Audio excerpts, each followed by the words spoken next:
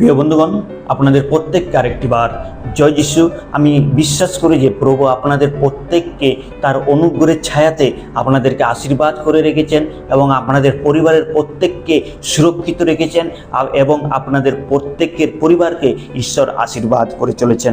প্রিয় বন্ধুগণ, যারা বিবাহিত পরিবার এবং নতুন যারা বিবাহ বন্ধন হয়েছেন এবং যারা নতুন পরিবার শুরু করতে যাচ্ছেন, তাদের জন্য এই ভিডিওটি খুবই গুরুত্বপূর্ণ বিষয় হবে। এবং যারা খ্রিস্টীয় পরিবার রয়েছে, প্রত্যেক খ্রিস্টীয় পরিবারের জন্য এই ভিডিওটি খুবই গুরুত্বপূর্ণ। তাই বিনা স্কিপে আপনারা যদি ঈশ্বরের আশীর্বাদকে লাভ করতে চান, তাহলে বিনা স্কিপে এই ভিডিওটি শেষ পর্যন্ত দেখুন আর ঈশ্বরের আশীর্বাদকে প্রাপ্ত হন। আজকের আমরা যে বিষয়টি আলোচনা করব, সেটি প্রত্যেক পরিবারের জন্য, প্রত্যেক খ্রিস্টীয় বিশ্বাসীদের জন্য খুবই গুরুত্বপূর্ণ বিষয়। খ্রিস্টীয় পরিবারের জন্য বাইবেলের 10টি গুরুত্বপূর্ণ শিক্ষা আমরা আজকে দেখে নেব। যে পরিবার ঈশ্বরকে ভয় করে এবং ঈশ্বরকে মানে, সেই পরিবারের আশীর্বাদ প্রাপ্ত হয়। প্রিয়রা, আমরা যারা খ্রিস্টীয় পরিবার রয়েছি, আমরা প্রত্যেককে চাই যেন আমরা আশীর্বাদ প্রাপ্ত হয়। আপনি কি জানেন, একটা পরিবারকে শক্তিশালী করার জন্য শুধুমাত্র অর্থ নয়, শিক্ষা বা সুন্দর বাড়ি যথেষ্ট নয়।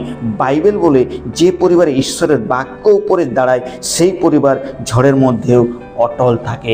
এর অর্থ হচ্ছে এটাই যে শুধু আমাদের পরিবার গঠনের জন্য একটা শুধু অর্থ বা শিক্ষা বা ভালো কর্ম এইসব দরকার পড়ে না।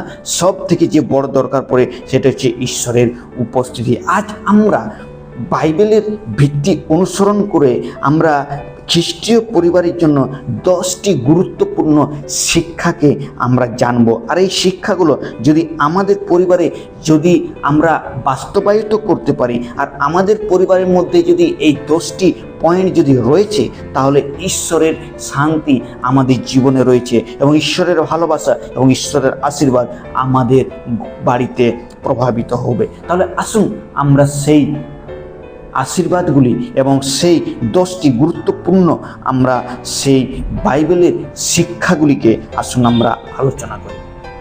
প্রথম যে বিষয়টি রয়েছে সেটি হচ্ছে পরিবারের কেন্দ্রবিন্দু যেন প্রভু যীশু খ্রিস্ট হয়, বা বলতে পারি আমরা প্রভুকে পরিবারের কেন্দ্রবিন্দু করুন।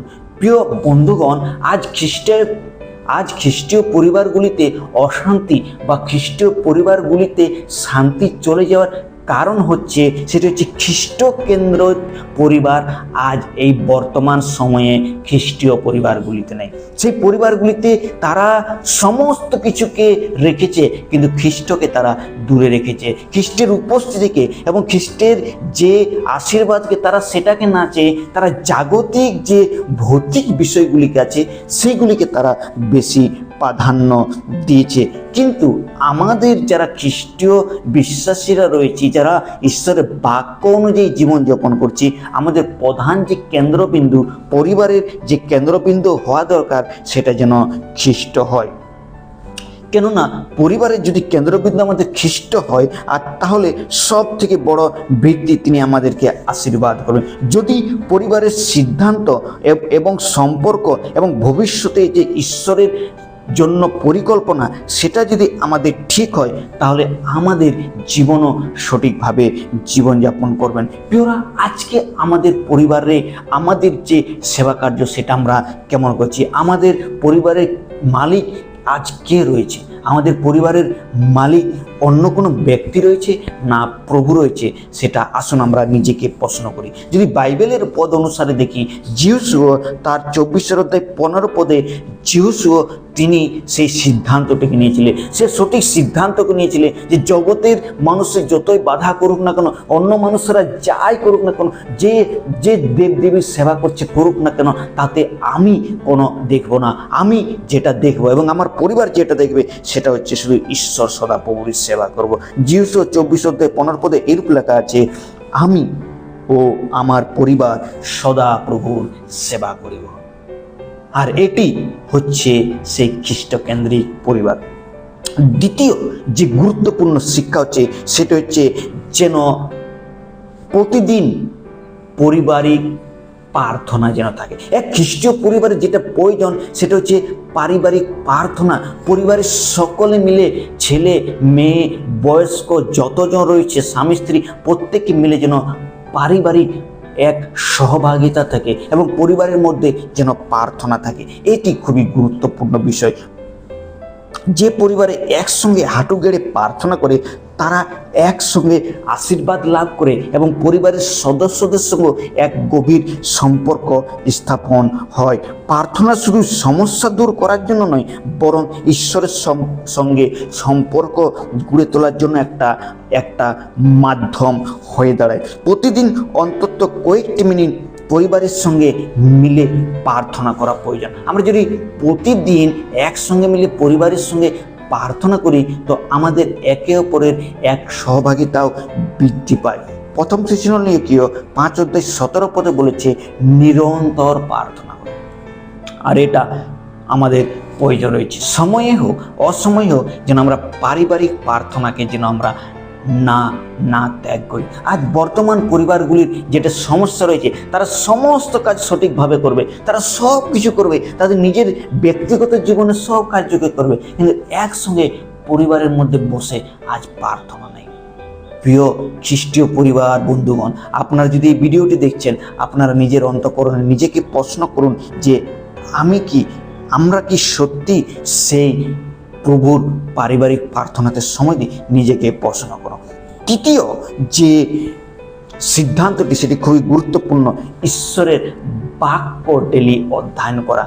পরিবারের মধ্যে শুধু একসঙ্গে প্রার্থনা করে আমরা শেষ করব এ নয়, তার মধ্যে যেন আমাদের বাক্য পাঠও থাকে। ঈশ্বরের বাক্য পাঠ করা মানে ঈশ্বরের সঙ্গে কথা বলা। ঈশ্বরের যখনই বাক্যকে আমরা পাঠ করি, ঈশ্বর আমাদের সঙ্গে কথা বলে এবং আমাদেরকে তিনি উজ্জীবিত করে এবং আমাদেরকে তিনি নতুনতায় পরিণত করেন। তাই ঈশ্বরের বাক্যকে যখন আমরা অধ্যয়ন করি তখন আমাদের জীবনকে তিনি পরিবর্তন করে। আর এক খ্রিস্টীয় পরিবারের যদি যারা নতুন পরিবার গঠন করতে যাচ্ছেন, তারাও যেন এইটি যেন না আমরা কখনো ভুলি। আমরা যেন প্রতিদিন আমরা যেন ঈশ্বরের বাক্যতে সময় দিই। ঈশ্বরের বাক্য পড়া খুবই গুরুত্বপূর্ণ বিষয়। গীতসংহিতা 119:105 এরূপ বলেছে, তোমার বাক্য আমার চরণের প্রদীপ ও আমার পথের আলো। প্রিয় পরিবারগণ, প্রিয় অভিভাবকগণ, প্রিয় খ্রিস্টীয় পরিবার, আপনাদের কাছে অনুরোধ রইল, এই বাক্যটি খুবই আমাদের জন্য গুরুত্বপূর্ণ।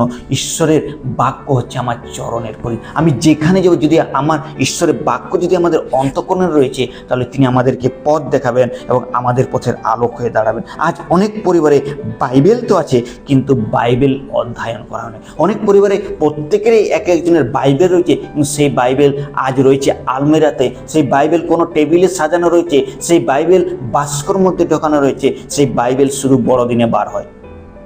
এমন না হয়। আসুন আমরা ঈশ্বরের বাক্যকে পাঠ করি এবং ঈশ্বরের বাক্যকে অধ্যয়ন করি। ঈশ্বরের বাক্য যখন আমরা অধ্যয়ন করব, তখন তিনি আমাদেরকে সঠিক সিদ্ধান্ত নিতে সাহায্য করবে এবং আমাদের চরিত্রকে পরিবর্তন করবে এবং আমাদের জীবনের পথকে এবং আমাদের আচার ব্যবহারকে আলোকিত করবে। তাই প্রতিদিন বাইবেল অধ্যয়নের অভ্যেস থাকা আমাদের জীবনে খুবই গুরুত্বপূর্ণ। চতুর্থ যে শিক্ষা সেটি আমরা দেখব, ভালোবাসার এক পরিবার যেন খ্রিস্টকে প্রেমের পরিবার হয়। ভালোবাসার পরিবারের পরিচয় যেন হয়ে ওঠে।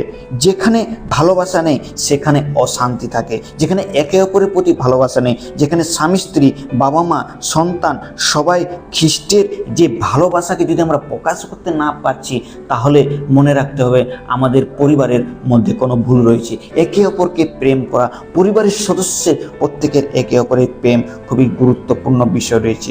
প্রথম করিন্থীয় 13:4-7 যখন আমরা দেখব, সেখানে অনেক লিস্ট দেওয়া হয়েছে, প্রেমের অনেক বড় লিস্ট দেওয়া আছে, যে ভালোবাসা ধৈর্যশীল, ভালোবাসা প্রেম দয়ালু, প্রেম অহংকার করে না, প্রেম দীর্ঘ সহিষ্ণু, অনেক কিছু বিষয় লিস্ট আমরা সেখানে দেখতে পাই। আসুন আমরাও যেন প্রেম করতে শিখি।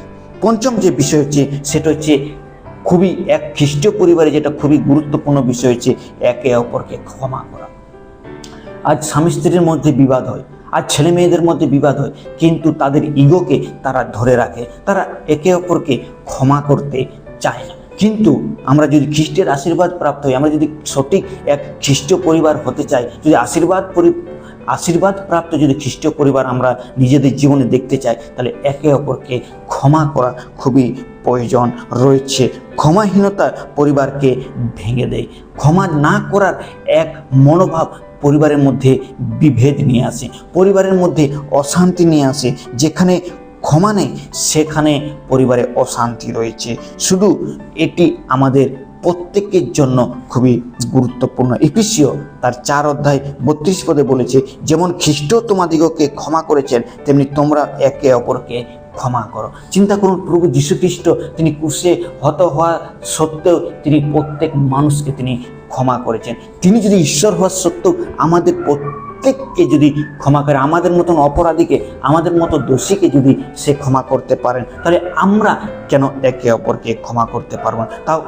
তাই আসুন আমরা যেন একে অপরকে ক্ষমা করি।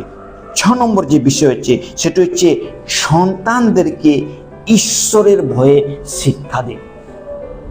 মা বাবারা আজ যে ভুলটি করে, তারা প্রভুর শিক্ষাকে না দিয়ে তারা জাগতিক শিক্ষাকে বাচ্চাদেরকে বেশি শেখায়। প্যারেন্টসরা যে ভুলটি করে, তারা মনে করে যে এখন বাচ্চাদের শেখার বয়স নয়, যখন তারা বড় হবে তখন তারা নিজে নিজে শিখে যাবে। এই ভুলটা আমরা সব থেকে বেশি করি। যখন বাচ্চারা ছোট থাকে আমরা তখন তাদেরকে মণ্ডলীতে নিয়ে যাই না, তখন আমরা ঈশ্বরের বাক্য পাঠে তাদেরকে সময় দিই না। আমরা অনেক সময় তাদের পড়াশোনার জন্য বেশি চিন্তা করি, তাদেরকে মণ্ডলীতে অনেক সময় আমরা সময় দিতে দিই না। প্রার্থনা সভাতে, সানডে স্কুলে আমরা না পাঠিয়ে আমরা তাদেরকে টিউশনে পাঠাই। পড়াশোনাও প্রয়োজন, কিন্তু তার ক্ষেত্রে যেন আমরা শিক্ষা দিই সন্তানদেরকে, যেন ঈশ্বরের পথে তারা জীবনযাপনকে করে। আজ পৃথিবীর সন্তানদের অনেক কিছু শেখাচ্ছে, কিন্তু তাদের প্রথম যে শিক্ষা হওয়া উচিত সেটা হচ্ছে মা বাবা। আর আমরা প্রত্যেকে জানি পরিবারের প্রথম শিক্ষক বাচ্চাদের জন্য সেটা হচ্ছে মা বাবা। যদি মা বাবা ঈশ্বরকে ভয় করেন, তাহলে সন্তানেরাও ঈশ্বরকে ভয় করবেন। তাদের শুধু পড়াশুনো নয়, কিন্তু শুধু পড়াশোনার ক্ষেত্রে নয়, কিন্তু প্রার্থনাতে, সানডে স্কুলে, বাইবেল স্টাডি এবং সততা এবং ঈশ্বর ভীরু জীবনযাপনও শেখা প্রয়োজন। হিতোপদেশ তার 22:6 আমরা দেখি, বালককে তার চলার উপযুক্ত পথে শিক্ষা দিন। সপ্তম বিষয় যেটি হচ্ছে সেটি হচ্ছে খুবই গুরুত্বপূর্ণ। সপ্তম বিষয় যেটি হচ্ছে সেটি হচ্ছে স্বামী এবং স্ত্রীর সম্পর্ক খ্রিস্টের আদর্শে গড়ে তোলা। স্বামী স্ত্রীর সম্পর্ক যেন খ্রিস্টের আদর্শে আমরা গড়ে তুলতে পারি। স্ত্রীদের উচিত যেন স্বামীর বশীভূতা হয় এবং স্বামীরা যেন স্ত্রীদেরকে প্রেম করে, সেটা আমরা দেখতে পাই। যেখানে পারস্পরিক সম্মান রয়েছে আর সেখানে ঈশ্বরের আশীর্বাদকে রয়েছে। এফেসীয় তার 5 যদি আমরা 25 দেখি, সেখানে এরূপ লেখা আছে, স্বামীরা তোমরা স্ত্রীদের প্রেম করো যেমন খ্রিস্ট মণ্ডলীকে প্রেম করেছেন। তো স্বামীদের প্রয়োজন রয়েছে স্ত্রীকে প্রেম করা, এবং স্ত্রীদের উচিত রয়েছে যেন তারা স্বামীর বশীভূতা রহে। আর এটি খুবই গুরুত্বপূর্ণ। আজ বিশেষ করে যে খ্রিস্টীয় পরিবারগুলিতে যেগুলো দেখা যায় না, সেটা হচ্ছে স্বামী স্ত্রীর সম্পর্কের মধ্যে অনেক সময় বিভেদ দেখা যায়। স্বামী অন্য সিদ্ধান্ত নেবে, স্ত্রী অন্য সিদ্ধান্ত নেবে। স্বামী যাবে অন্য পথে, স্ত্রী যাবে অন্য পথে। তাদের সিদ্ধান্তের কোনো মেল নেই। শুধু সিদ্ধান্তের নয়, তাদের জীবনযাপনেরও অনেক সময় মেল নেই। তার কারণ হচ্ছে কি, তারা যারা একজন খ্রিস্টীয় বিশ্বাসী একজন ছেলে একজন এমন মেয়েকে বিয়ে করে, যে খ্রিস্টীয় ভয়শীল খ্রিস্টভীরু মেয়েকে বিয়ে করে না, সে জাগতিক মেয়েকে বিয়ে করে নিয়ে আসে পরিবারে, আর তখন পরিবারে অশান্তি হয়। সে জাগতিক দিকে যায়, সে খ্রিস্টের দিকে যেতে চায় না। আর এরূপভাবে বিশেষ করে খ্রিস্টীয় পরিবারগুলি আজ নষ্ট হচ্ছে। আজ বর্তমানে প্রায় পরিবারগুলি নষ্ট হচ্ছে। তারা অসমজোয়ালিতে তারা আবদ্ধ হয়, তারা বিশ্বাসীকে না বিয়ে করে অবিশ্বাসীকে বিয়ে করে, আর তার জন্য তারা পৃথকতার জীবনযাপন করে না। তাই খ্রিস্টীয় পরিবারগুলি আজ নষ্ট হয়ে যাচ্ছে। অষ্টম বিষয় যেটা হচ্ছে সেটি হচ্ছে উদ্বেগ নয়, কিন্তু ঈশ্বরের উপর ভরসা রাখা দরকার। অনেক সময় আমরা পরিবারে নিজেরাই আমরা ডিসিশন নিয়ে নিই, নিজেরাই আমরা সিদ্ধান্ত নিই, কিন্তু আমরা ঈশ্বরের উপরে ছেড়ে দিই না। তো আমাদের প্রয়োজন যেন আমরা ভরসা যেন ঈশ্বরের উপরে আমরা রাখি। ফিলিপিও তার 4:6 এবং 7 সেখানে লেখা আছে, অর্থনৈতিক সমস্যা, রোগ বা চাকরির চাপ সব কিছু ঈশ্বরের কাছে প্রার্থনার মাধ্যমে তুলে ধরুন। ঈশ্বর এমন শান্তি দেন যা মানুষের বোধের বাইরে। আর যদি আমরা সমস্ত কিছু ভরসা ঈশ্বরের প্রতি রাখি, তাহলে ঈশ্বর এমন আশীর্বাদ করবেন যেটা মানুষ আমাদের চিন্তার বাইরে। শুধু আমাদের প্রয়োজন রয়েছে তার উপর ভরসা রাখা। এক পরিবারের জন্য প্রয়োজন রয়েছে নিজের উদ্যোগ নয়, নিজের ডিসিশন নয়, কিন্তু ঈশ্বরের উপরে ভরসা করা। 9 নম্বর যেটি খুবই গুরুত্বপূর্ণ বিষয় রয়েছে, পরিবারের সত্য এবং সততা বজায় রাখুন। একটি পরিবারের সততা সব থেকে খুবই গুরুত্বপূর্ণ। সততা হচ্ছে এটাই বিশ্বস্ততা। আমরা অনেক সময় মিথ্যা সাক্ষী দিই, স্বামীর কাছে আমরা অনেক সময় মিথ্যা বলি, অনেক সময় স্ত্রীরা স্বামীর কাছে মিথ্যা বলে, স্বামীরা অনেক সময় স্ত্রীদের কাছে মিথ্যা বলে। আর তার থেকে একটি ছোট্ট মিথ্যা বড় বিশ্বাসঘাতকতার কারণ হয়ে যায়। সত্যবাদিতা পরিবারকে দৃঢ় করে। যেখানে সততা রয়েছে সেখানেই বিশ্বাস জন্মায় এবং সেখানেই প্রেম বিশেষ করে জন্মায়। কলসীয় 3:9 বলেছে, একে অপরের কাছে মিথ্যা সাক্ষ্য দিও না। প্রিয়রা, আসুন আমরা মিথ্যা সাক্ষ্যকে দূর করি। আর সেই মিথ্যা সাক্ষ্য যখন মা বাবারা একে অপরের প্রতি মিথ্যা বলবে, তখন বাচ্চারাও সেই শিক্ষাটাকে শিখবে। আর বাচ্চারাও তখন অন্যদের কাছে মিথ্যা সাক্ষ্যকে দেবে। তারা চুরি করলেও তারা স্বীকার করবে না, কেন মা বাবার কাছে তারা এই শিক্ষাটা পায়। এই জন্য আমাদেরকে সেই সততাকে বজায় রাখা প্রয়োজন। আর 10 নম্বর পয়েন্ট যেটা হচ্ছে, সেটা সর্বদা ঈশ্বরকে ধন্যবাদ দিই। যে কোনো পরিস্থিতিতে থাকুন না কেন, যে কোনো আমাদের অভাব অনটন থাকুক না কেন, আমাদের খ্রিস্টীয় পরিবারের উচিত রয়েছে সর্বসময় প্রথম স্থান ঈশ্বরকে দেওয়া এবং ধন্যবাদ দেওয়া। ঈশ্বরের ধন্যবাদ যেন আমরা সব সময় দিয়ে থাকি। অনেক সময় আমরা শুধু সমস্যার কথাকেই বলে থাকি, আমরা মণ্ডলীতে শুধু সমস্যার কথাকেই বলে থাকি, সমস্যার জন্য আমরা শুধু প্রার্থনা মণ্ডলীতে আসি, শুধু প্রার্থনা পাস্টারকে শুধু আমরা প্রার্থনা করার জন্যই বলি, প্রার্থনা করার জন্যই বলি। আর সেই প্রার্থনার ফলকে যখন আমরা পেয়ে যাই, তখন আমরা ধন্যবাদ দিতে ভুলে যাই। কিন্তু যে কোনো পরিস্থিতিতে আমরা যেন ঈশ্বরকে ধন্যবাদ দিই। অনেক সময় আমরা শুধু প্রার্থনাকে চেয়ে নিই, কিন্তু আমরা ধন্যবাদ দিই না। কিন্তু ঈশ্বর চান যেন আমরা যখন আশীর্বাদ পাই, সেই আশীর্বাদের কৃতজ্ঞতা যেন আমরা ঈশ্বরের কাছে দেখে। কৃতজ্ঞত পরিবারের আনন্দ বৃদ্ধি পায় এবং ঈশ্বরের মহিমা তাদের জীবনে প্রকাশিত হয়। প্রথম থিসসলুনিকে 5:18 সেখানে বলা হয়েছে, সর্ব বিষয়ে ধন্যবাদ দাও। সব কিছু বিষয়ে যেন আমরা ধন্যবাদ, আমরা যখন দুঃখে থাকবো, কষ্ট থাকবো, সর্ব বিষয়ে যেন আমরা ঈশ্বরকে ধন্যবাদ দিতে পারি। বন্ধুরা, একটি খ্রিস্টীয় পরিবার হঠাৎ করে আশীর্বাদ প্রাপ্ত হয় না। প্রতিদিন ছোট ছোট বাইবেল ভিত্তিক সিদ্ধান্তগুলির দ্বারাই এক পরিবার ঈশ্বরের ইচ্ছা মতো গড়ে তোলে। তাই এই 10টি সিদ্ধান্ত আপনার পরিবারে আপনি লাগু করুন। 10টি সিদ্ধান্তের মধ্যে আপনার পরিবারে কোন সিদ্ধান্তটির জন্য আপনার পরিবারে আপনি আশীর্বাদ পাচ্ছেন না, সেটিকে আপনি শুধরে নিন। এবং 10টি শিক্ষার মধ্যে একটিও যদি আপনার শিক্ষা যদি আপনার পরিবারের মধ্যে নেই, 10টি সিদ্ধান্তের মধ্যে একটাও সিদ্ধান্ত যদি আপনার পরিবারের মধ্যে নেই, তাহলে আজই এই সিদ্ধান্তগুলি আপনার পরিবারে শুরু করুন, তাহলে ঈশ্বর আপনাকে আশীর্বাদ করবেন। আমরা 10টি যে সিদ্ধান্ত দেখলাম সেটি খুবই গুরুত্বপূর্ণ। যিশুকে পরিবারের কেন্দ্রবিন্দু করুন। দ্বিতীয় যেটা দেখলাম, প্রতিদিন পরিবারে প্রার্থনা করুন। তৃতীয় আমরা দেখলাম বাইবেল পাঠ। চতুর্থ আমরা দেখলাম ভালোবাসাতে জীবনযাপন করা। পঞ্চম দেখলাম একে অপর পরস্পরকে ক্ষমা করা।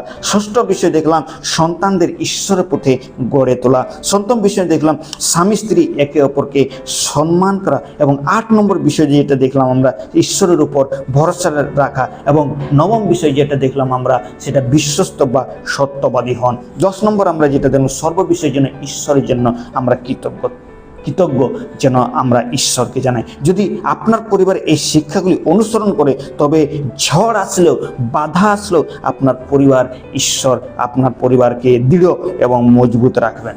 আর এটি হচ্ছে কারণ খ্রিস্টই হচ্ছে ভিত্তি, আর তিনি আপনার পরিবারকে আশীর্বাদ করতে চলেছেন। প্রিয়রা, যদি এই ভিডিওটি আপনাদের ভালো লাগে থাকে, তাহলে চ্যানেলটিকে সাবস্ক্রাইব করতে ভুলবেন না। আর এই শিক্ষাগুলি আপনাদের অন্য আত্মীয় স্বজনদেরকেও শেয়ার করতে ভুলবেন না। ঈশ্বর আপনাদের প্রত্যেককে আশীর্বাদ করুন। এই ছোট্ট চিন্তাধারা ঈশ্বর আপনাদের পরিবারকে আরও প্রচুর পরিমাণে আশীর্বাদ করুন, এটাই আমি ঈশ্বরের কাছে প্রার্থনা করি। এই ছোট্ট চিন্তাধারা ঈশ্বর আপনাদের প্রত্যেকে আশীর্বাদ করুন। ঈশ্বরের নাম মহিমান্বিত হোক। আরেকটি বার আপনাদের প্রত্যেককে জয় যিশু।